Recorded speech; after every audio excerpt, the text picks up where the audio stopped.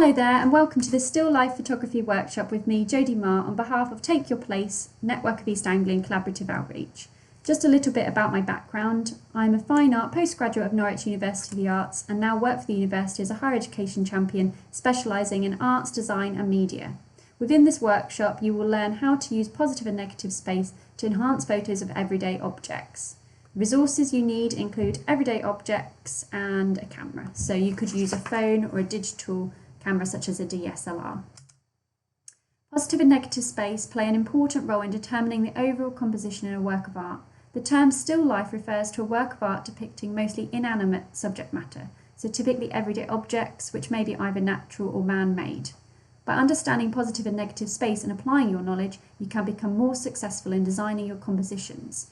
So for example, where and how to place the objects in your frame, helping you to improve your photography.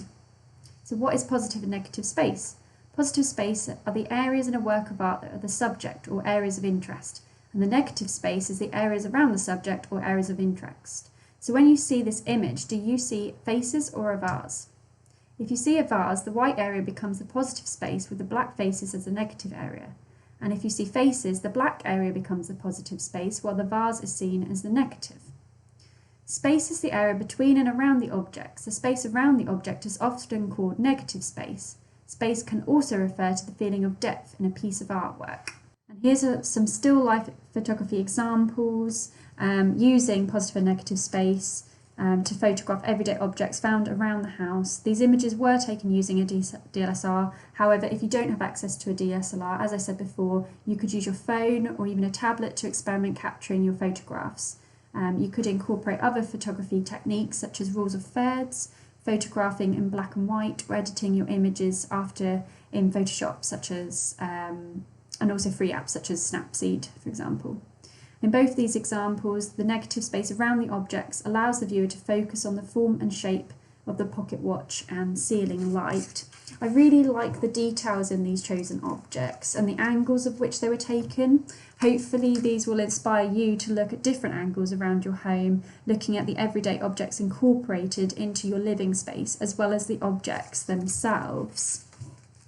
Applying the rules of thirds has added interest to these images, with the negative space being quite bold.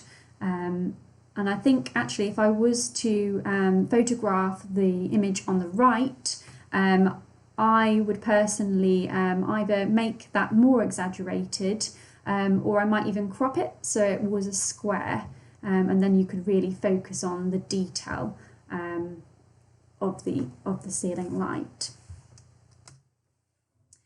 These two examples have actually focused on colour.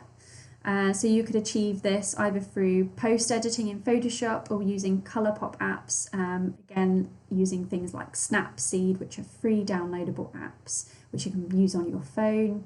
In the right photo, the use of colour has been heightened by the strong black background. Oops, sorry. You can start to see how the images could become commercial. So for example, this photograph just reminds me of something that you could see in a supermarket campaign. The one on the left, I really like it. It's you know, to me, I'd see that in you know, someone's home. It's quite a nice image. It's a family sort of portrait in a way. So things to consider in your work.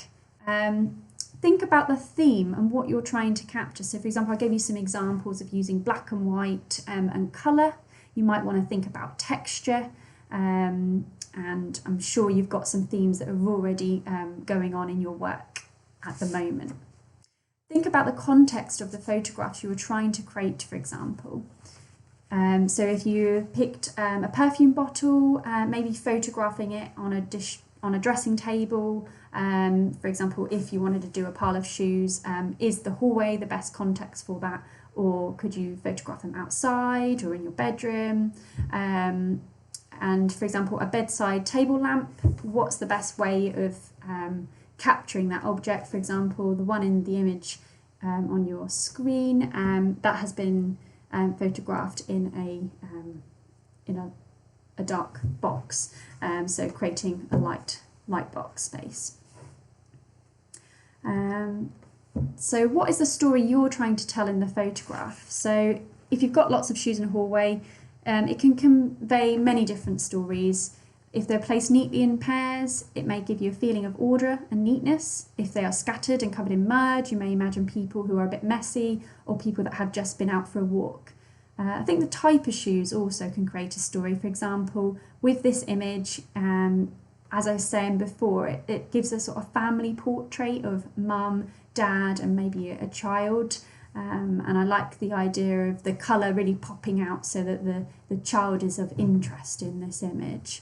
But think about what you want to convey in your photographs. Maybe the objects or object you have chosen have sentimental value. How could you create a story using positive and negative space and really focusing the viewer's attention on those objects?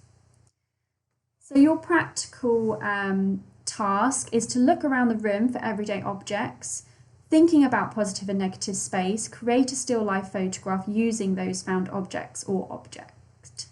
Don't forget to think about the context for your chosen everyday object. You might want to consider using bigger objects in the room, for example, using a chair or table.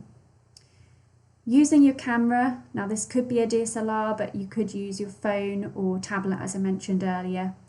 Capture the still life. Once you have taken a variety of images, choose one to share. Now this could be through social media or shown to members of your household, your teacher, or your friends. Now the second part is the critique. It is always a good idea to review your work. You might want to do this with members of your family or friends via social media. Now I gave you a little taster of what I would critique my work and how I would change it earlier, but you might want to think about the following. So what objects were used? How was positive and negative space created? Is your everyday object photographed in a context? Has your photograph changed the way the viewer perspective of the everyday object or objects? How could you improve your image further? Are there things you would change? Could you add some post edits to your photography? So if you have access to software such as Photoshop or Snapseed. So the conclusion, by applying this photography technique to your compositions, you can change the way a viewer sees everyday objects, making your photography more fascinating, a technique which you may see in marketing campaigns, commercial photography, fashion, communication and promotion. There are lots of higher education pathways in which you could develop and apply these skills to, for example, photography, fine art, graphic design, illustration, textiles, design for publishing, marketing, fashion communication, promotion. I'm sure you can think of lots more and we'd love to hear from you. You can find useful links on UCAS, and there's also Creative Careers for link there as well for you. For more information or to learn about what other workshops we offer, please contact your Nico Arts Higher Education Champions on arts@takeyourplace.ac.uk. And want to think about your future. Think about what careers you're interested in, what qualifications you might need to achieve this, and research post-16 and post-18 options. We'd love to see what photographs you've come up with from this workshop, so please share your work with us on social media. We're on Twitter at TakeYourPlaceHE, hashtag Nico, and we're also on Instagram, Anyway Outreach. So we'd love to see your work. Thank you for listening, and I'm excited to see what work you produce. Thanks, bye.